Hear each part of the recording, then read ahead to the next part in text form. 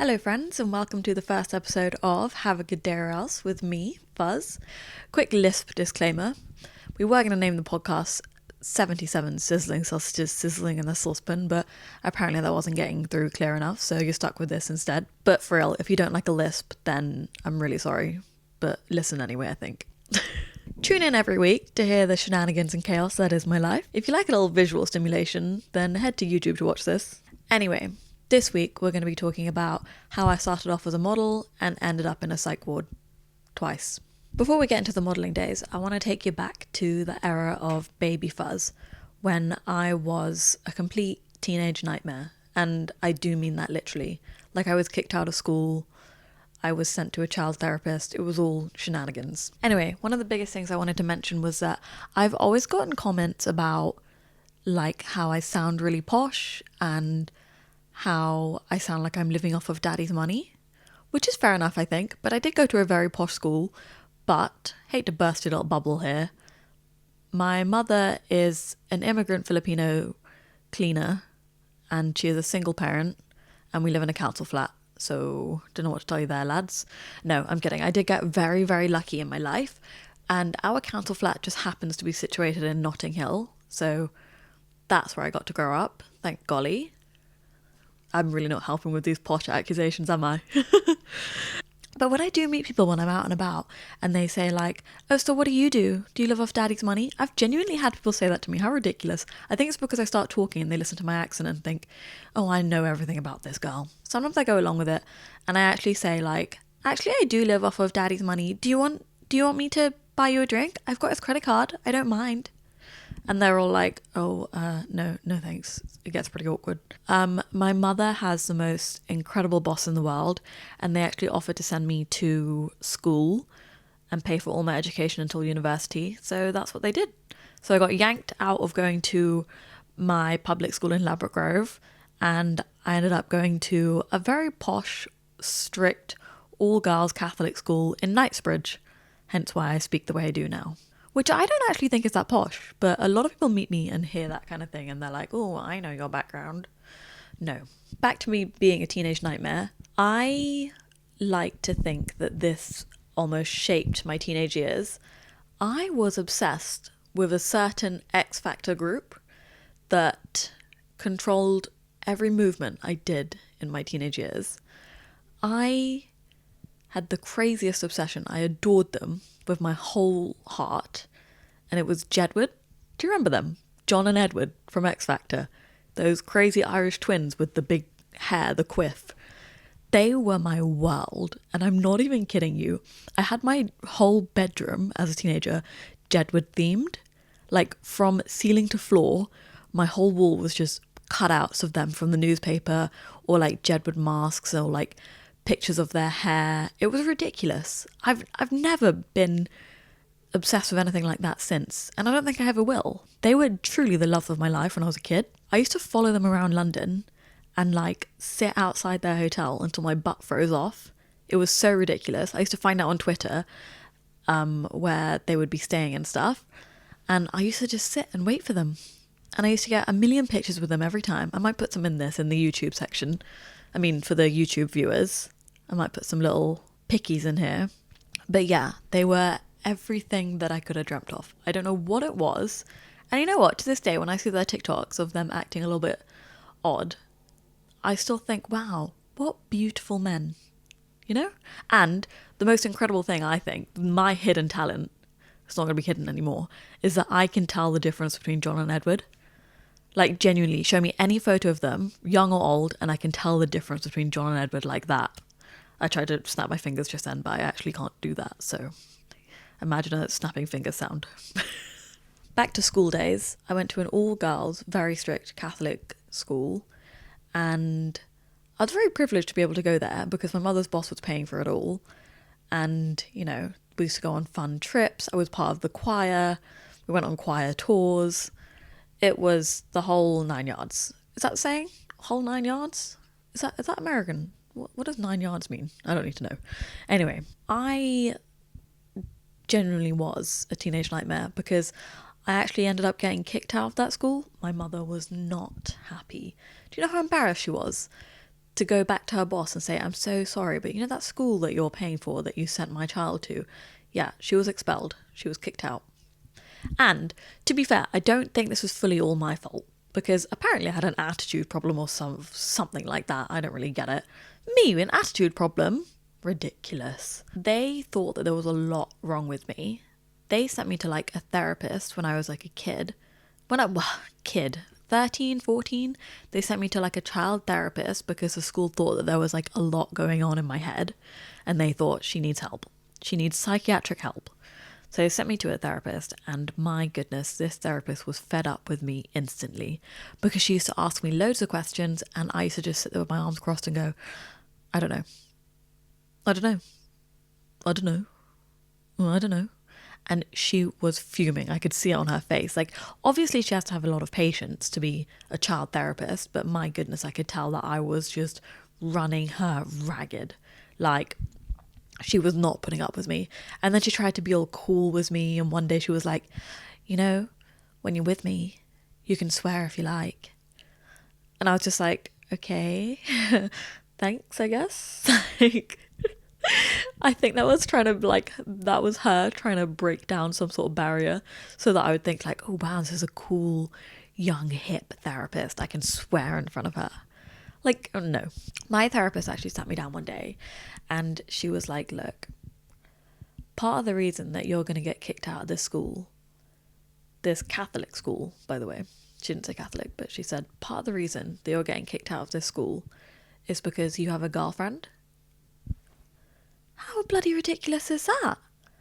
Because the school found out that I basically had a girlfriend who was in the school as well, by the way, but she was not getting kicked out because she didn't have an attitude problem. She wasn't skipping homework and getting detention all the time, and she was a scholar of some sort. I don't know. How insane is that now to think about? They were kicking me out because I was gay. Ridiculous. Insane. I feel like if I could go back in time, I'd sue them, but I don't know what I would have done as a kid. Anyway, I kind of just accepted it and I was like, yeah, okay, fair enough. Looking back, what was I thinking? Oh my goodness, I didn't even tell you this part. Sorry, I just remembered. My therapist actually decided to bring my mum and dad into a session, and she sat them down either side of me, and she looked at me dead in the middle, like dead in my eyes. She looked at me, my therapist, and she goes, if you don't tell them, I will. Pure shock horror. I was like, what am I going to do? What? What? And I just sat in silence, shocked, like a deer in headlights.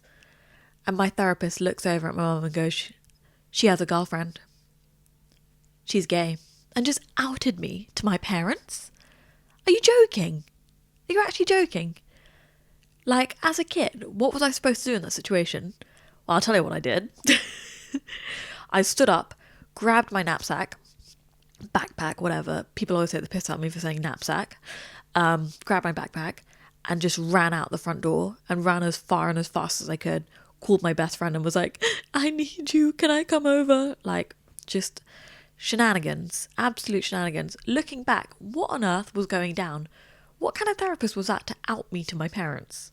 And anyway, long story short, when I eventually got home another day or whenever it was, me and my parents never, ever, ever discussed it again. It was just silence. Nothing. We just zilch. We never bothered to talk about it ever again. I think we were all just thinking, well, that was bloody awkward, wasn't it? So just never went back into that situation. Anyway, after I was kicked out of that school, I actually ended up going to a special school. I don't know what else to call it, because it was it was a school for kids with like more special needs than, I don't know, the average. Like if they had dyslexia or bad ADHD, you know, all the shenanigans. I say shenanigans a lot, to be fair. How weird is that? That's my word of the day, word of the month, word of the year, word of my life, really. Shenanigans. That's how I describe my entire life. Pure shenanigans. Anyway, I ended up going to this special school, and it was almost like a boys' school, because I think the entire school there were about 80 kids and about 70 of them were boys, and there were 9 or 10 girls in the whole school. How ridiculous is that?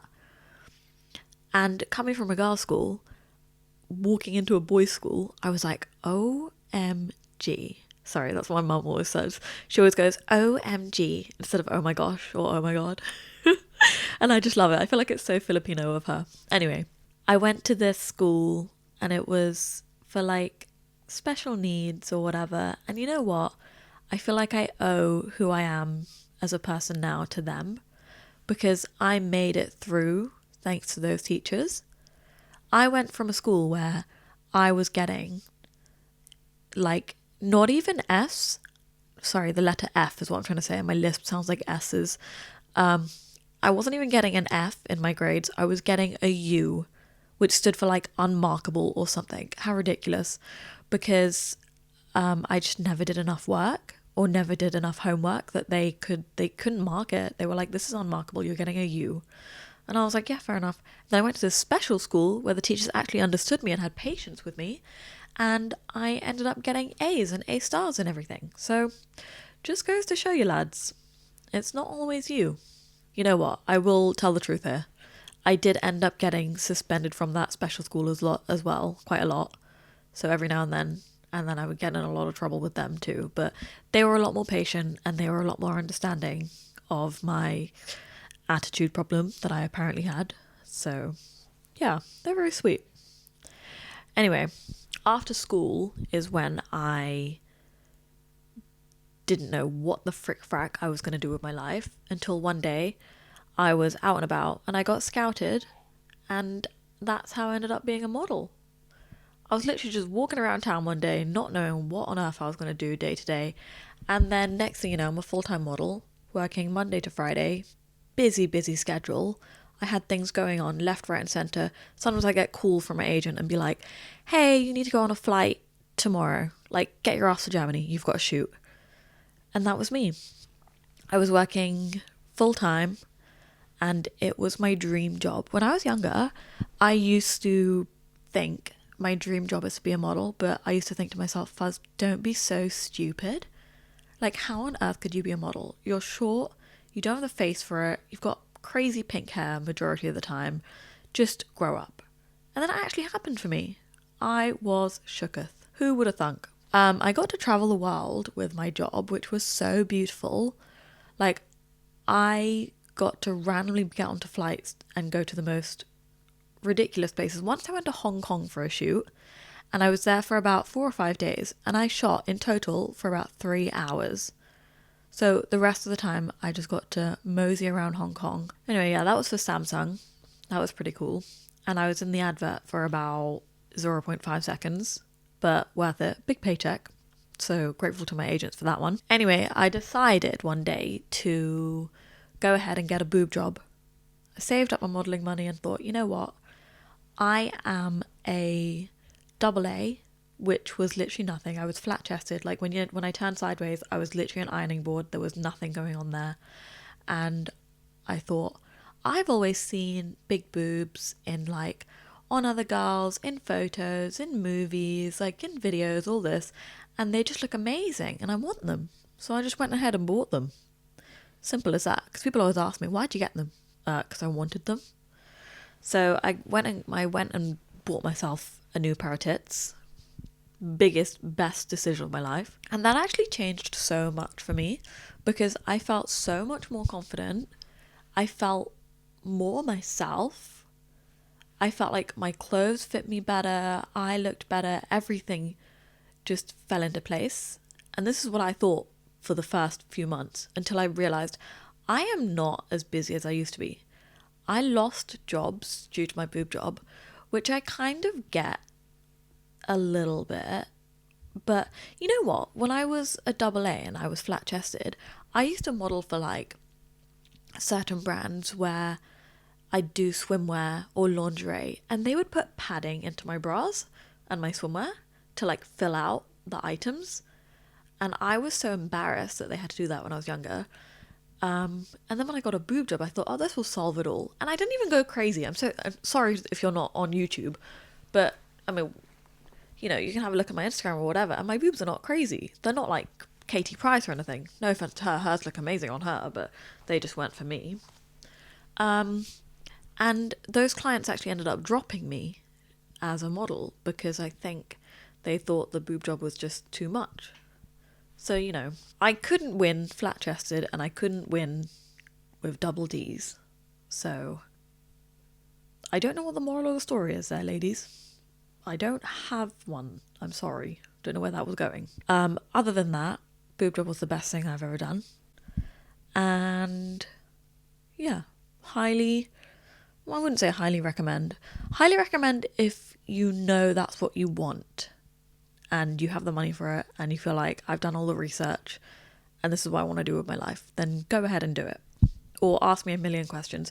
Because you know what I love doing? I love doing a boob job Q&A because I wish I had someone to go to and say and ask all these questions. Like, I wish I could walk up to someone who had a boob job and be like, hey, can you still feel your nipples? Sorry, not right now. I mean when I was looking to get a boob job, I wish that I had like someone to talk to at the time instead of just researching online. Also, during this time, while I was modelling and while I got my boob job and everything, I had a pretty serious boyfriend. I say that so cheekily, boyfriend. I had a serious boyfriend. I met him when I was like 18, so I was with him from like 18, 19, 20, I think 21. So I was with him for like 3 or 4 years. And that was a ridiculous relationship that I was in. We were still kids, you know, we were kids together and we thought we were in love and blah, blah, blah. Anyway, it ended up ending pretty badly because I wanted to move on with my life and I didn't want to be with him anymore. And he was very like angry and vengeful about that. Anyway, I got my boob job, gained loads of confidence, realised who the frack I am and left my boyfriend. Which doesn't sound nice when I word it like that, but guys, he was not nice to me at all. As in, like, the police were called at one point, lads. Like, we were in the street, someone saw him do something to me, and they called the police, and he was arrested and taken away for the night. And stupid little 19 or 20-year-old me, the police called me, and they were, like, explaining everything, and they were like, do you want to press charges? And I was like, what? No, of course not. I love him. Like, shut the hell up, Fuhzz. Grow up. Anyway, after I endured all of that trauma, I ended up in therapy. And I actually found a really cool, young, hip, fun therapist. Not like the silly little child therapist thing I used to go to. Like, I actually went to therapy and spoke. Like, chatted to my therapist and we got on like a house on fire. Like, once I made her giggle so hard she nearly fell off her little therapist chair. It was so fun. She just gets me, and I hope she doesn't mind me saying this. I don't know if she's gonna listen to this or not. Maybe I should tell her to. Anyway, she used to be a model as well, and she was showing me all her old modeling pics, and it was just like, it really resonated with me. I was like, look at this. Maybe this is future me. Maybe I could be a therapist one day. No, I am not stable enough to be doing that for someone else. I ended up getting diagnosed with BPD, which is a borderline personality disorder. But you can call it beautiful princess disorder. I really don't mind. It's up to you. And when they were reading out all the traits of BPD, I was like, wait, are these just notes on my life? I did not understand that this was not about me. I thought somebody had just written a book about me. No, sorry, that's a bit narcissistic. Oh my goodness. I'm so sorry. No, I'm not. That was really satisfying. Thank you very much. You know what? I'm gonna cut that out. No, I'm not. I'm gonna leave that in. So yeah, I'm just a beautiful princess disorder little girly. And ever since I found that out about myself, I have been so relieved. I feel like I have something to research, something to look up, something to watch videos about. Like, I can meet other people with the same thing and I can get them and they can get me. How wonderful is that? I was so relieved. Sorry, I'm just adjusting. Getting a bit old, my bones need to move every now and then. By the way, if you can hear sloshing around, it's not my belly, it's my hot water bottle, because we are in January and it is freezing. Do you want to hear it? It's like some ASMR. Sorry. It's like ASMR. There you go. I feel like I am going to do an episode on BPD. not have an episode. I mean, I do have those, but I will not be filming that. For your sake, by the way, not mine. I will be doing an episode on BPD, and I think that I will put a story time up on my, not story time, I'll put a story up on my Instagram saying, does anybody have any questions on BPD? And then I'll do a little Q&A, which I think will be fun. I actually went a little bit crazy, and I don't mean that in a fun girly pop kind of way. I had a few episodes, I went a little bit manic, and I ended up in the psych ward. Twice, may I add. So this is just after COVID. I had a wonderful COVID, by the way. Sorry, not COVID. I had a wonderful lockdown, by the way. As someone with BPD, just having no responsibilities and being locked away and being expected to do nothing all day, I was thriving. Absolutely bloody thriving.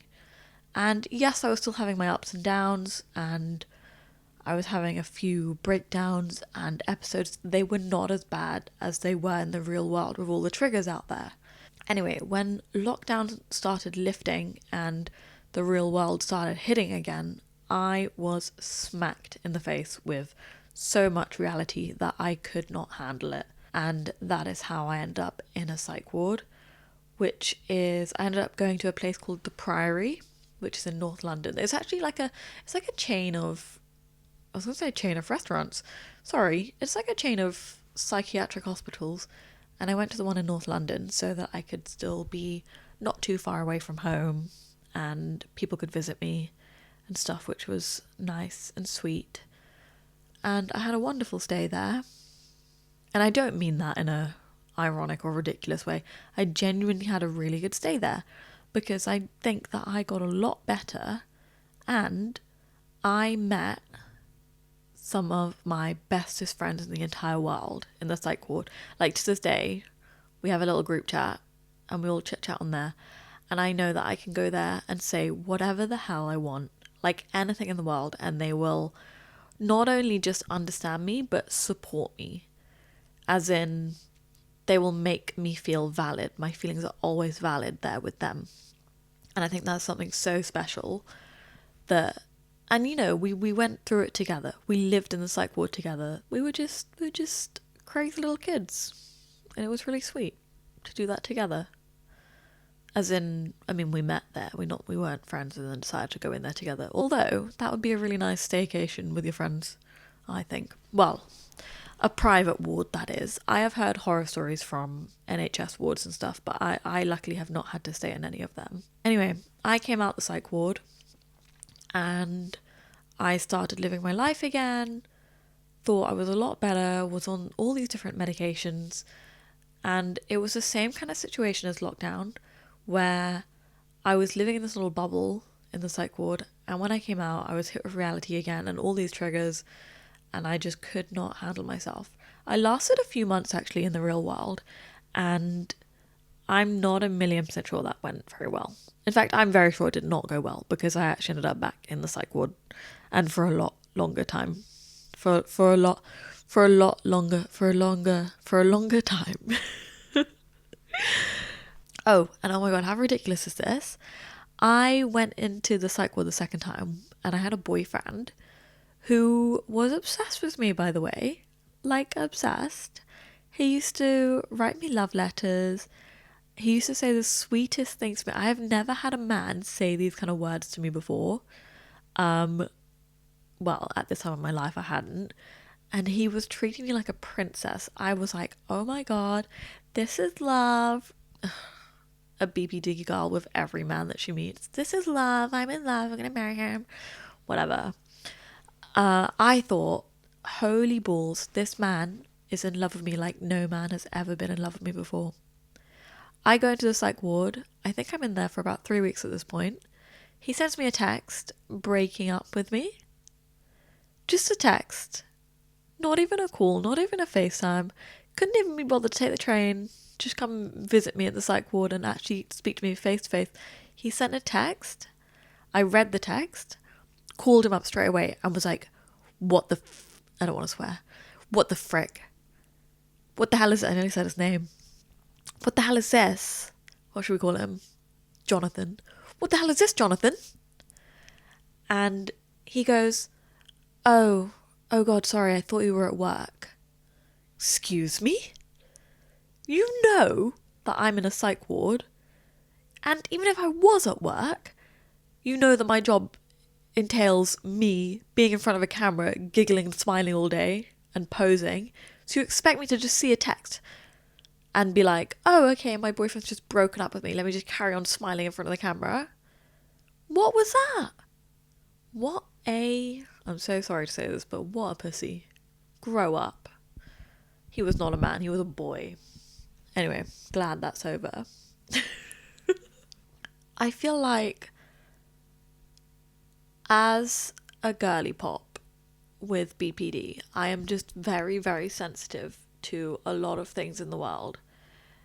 And when I say that, I don't mean real life big world things, because that would make a lot more sense. But I mean more, if I drop my coffee, I will have a breakdown.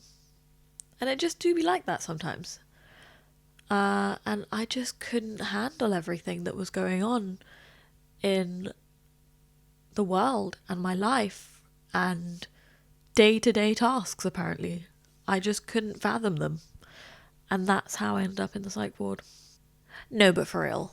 Finding out I had borderline personality disorder and trying to fix it and going to therapy, I thought all of that will do. But no, I was just getting worse. I needed the help. I really did.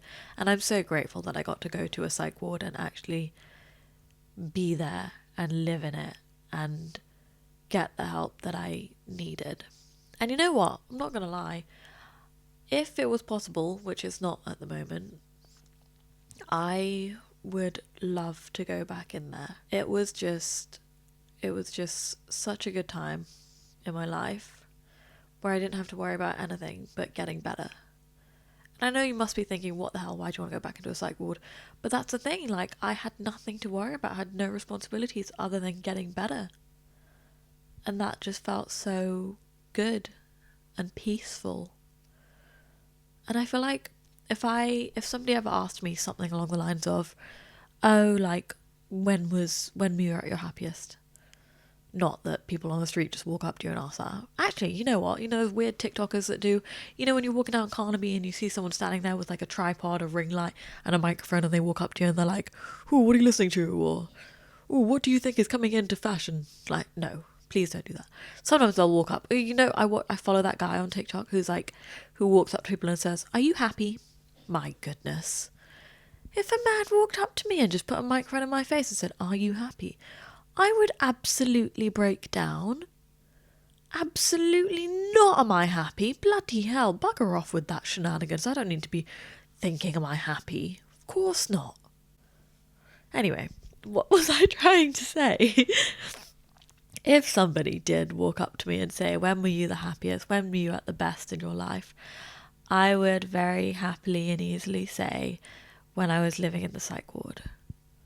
Because you know what, actually, when I went in the second time, I met even more people, because, there were different people in there.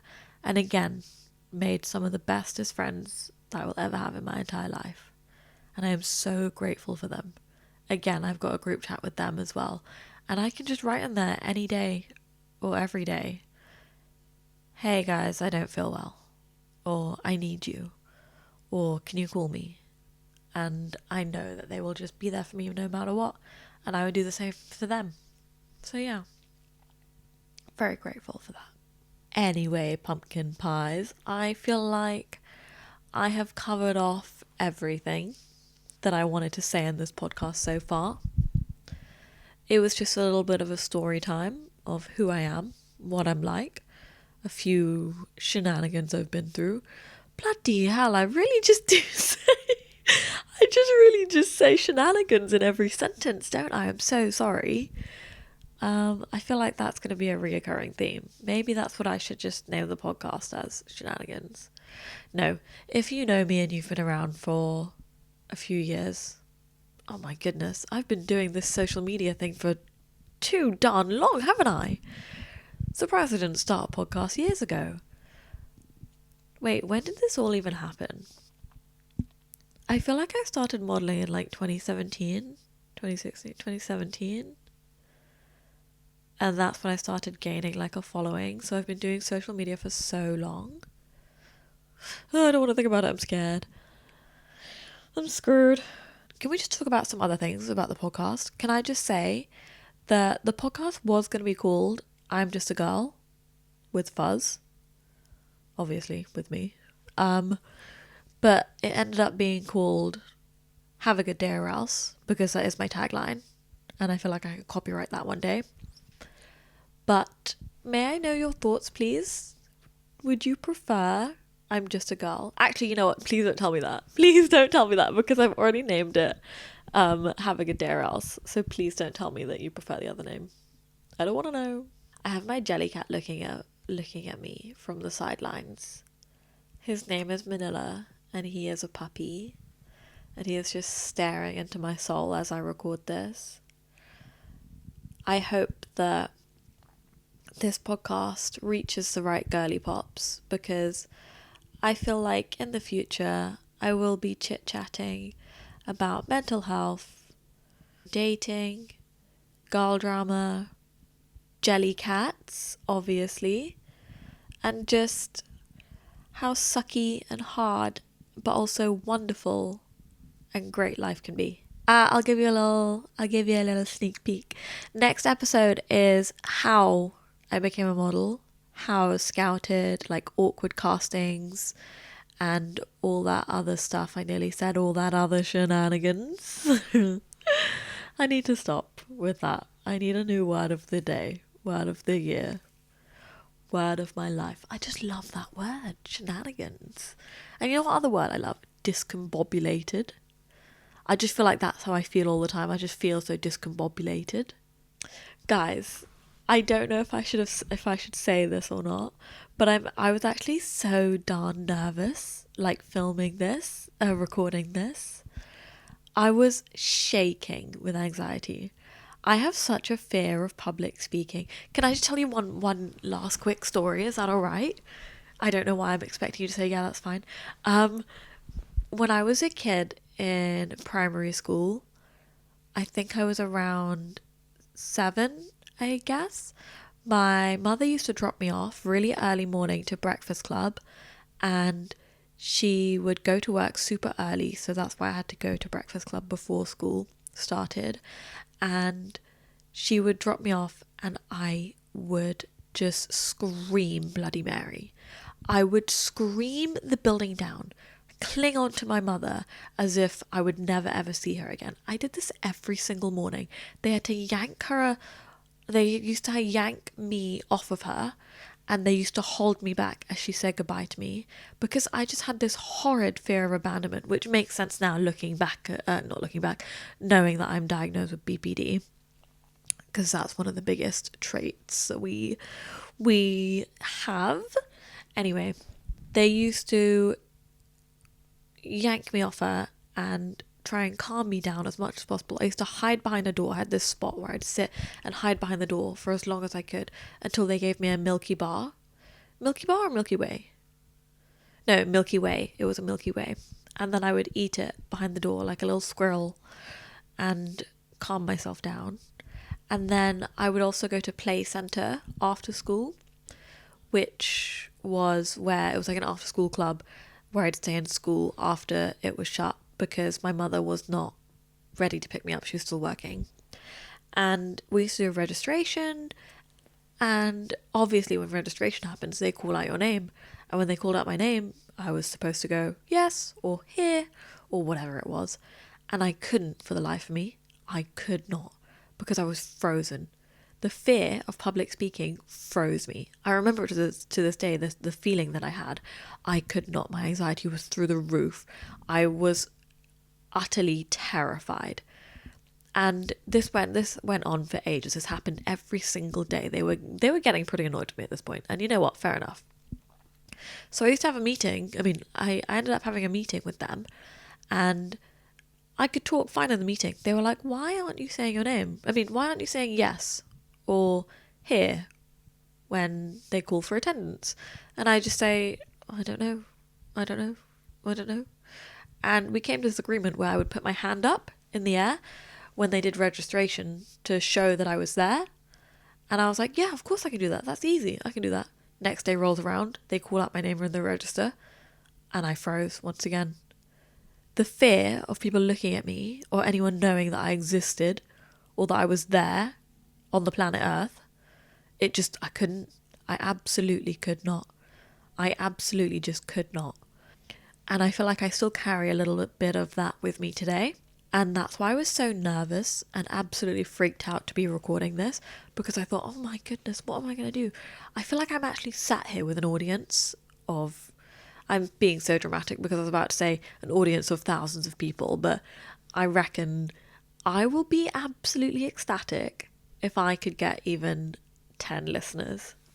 I will be over the moon. And you know what? Saying that, I think I'm going to end that here, and I'm going to be cheeky. I'm going to be cheeky with you guys. And I'm going to say, please, could you subscribe and follow? I would really appreciate that. I think it would be really nice. Yeah. So I would just enjoy if you did that. And if you did enjoy this, please do come back, because this will be a weekly thing from me. And I'm kind of thinking I'm going to get some guests on every now and then. I mean, it will mainly be me yapping on and on about things that you really don't need to hear, but you might like to hear. And every now and then I think I'm going to get some friends on. And we're going to talk boys. We're going to talk drama. We're going to talk tea. We're going to gossip. And you guys get to listen in on all of it, you know? So yeah, guys, you know what I'm going to say. You know exactly what I'm going to say. Go on, say it with me. Have a good day or else. And you know what? Someone once asked me, or else what? And you know what? I'll tell you or else. I'll come to you and I'll make sure you have a good day. That's the whole point of it. Now have a good day or else. Mwah.